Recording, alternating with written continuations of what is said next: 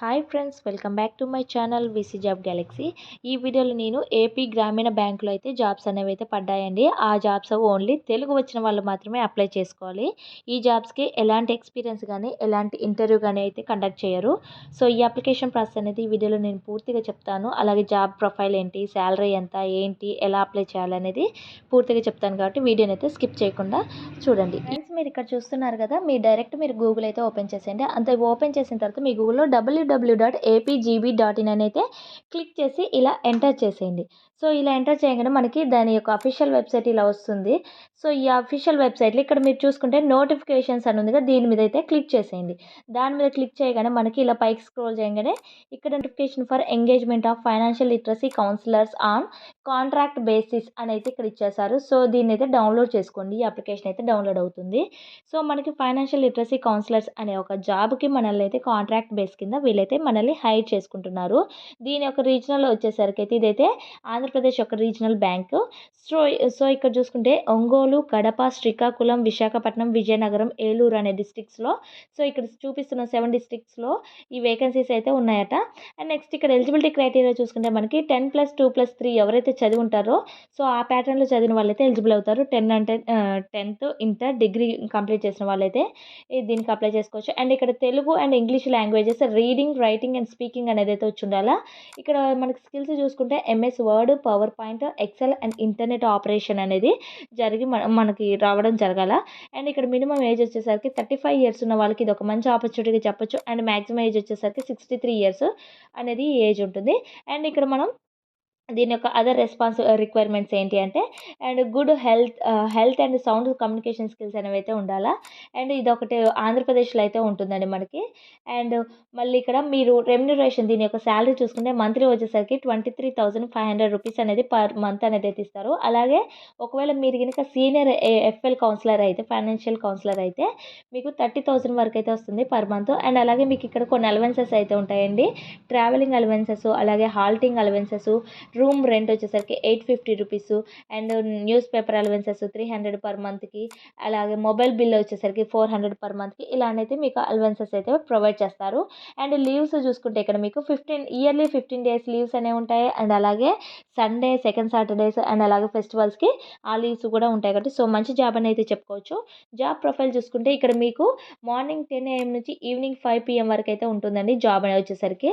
And ఇక్కడ మీరు కొంచెం అవేర్నెస్ అనేది అయితే ఇవ్వాల్సి ఉంటుంది ఆర్బీఐ గురించి. అలాగే గవర్నమెంట్ ఇనిషియేటివ్స్ ఉంటాయి కదా, PMJDY, APY, PMJJBY and PMSBY etcetera. ఇలాంటి గవర్నమెంట్ ఇనిషియేటివ్స్ మీద మీరైతే అవేర్నెస్ అయితే స్ప్రెడ్ చేయాల్సి ఉంటుంది.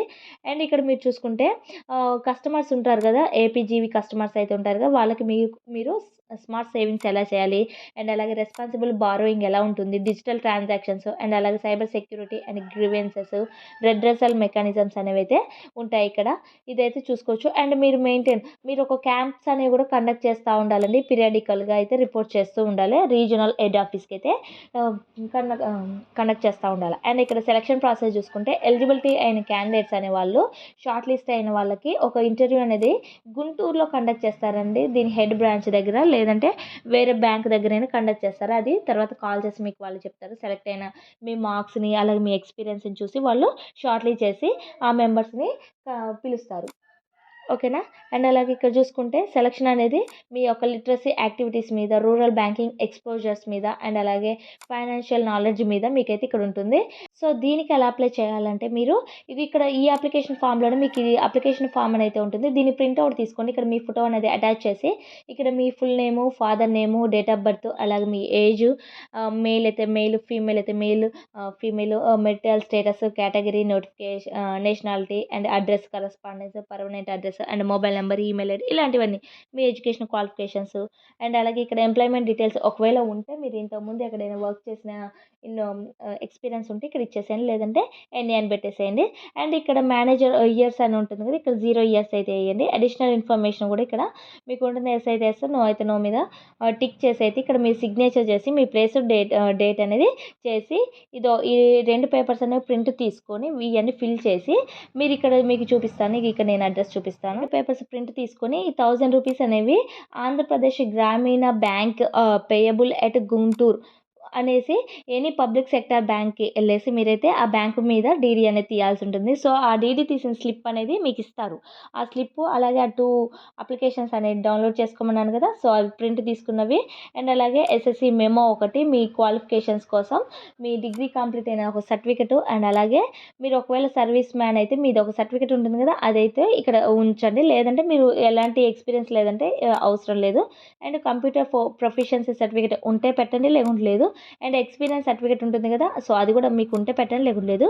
ప్రూఫ్ ఆఫ్ రెసిడెన్స్ అనేదైతే ఇక్కడ మీరు అటాచ్ చేయండి. అండ్ అలాగే ఒక పాస్‌పోర్ట్ సైజ్ ఫోటో అనేది అటాచ్ చేసి వీటన్నిటిని పోస్ట్‌కి పంపియాలి. పోస్ట్ ద్వారా ఇక్కడ కనిపిస్తుంది కదా! అడ్రస్ అనేది general manager financial inclusion department head office 4th floor Raghu mansion 4/1 Brodipet Guntur అనేసి ఈ అడ్రస్‌కైతే మీరు పోస్ట్ ద్వారా స్పీడ్ పోస్ట్ అయితే చేసేయండి.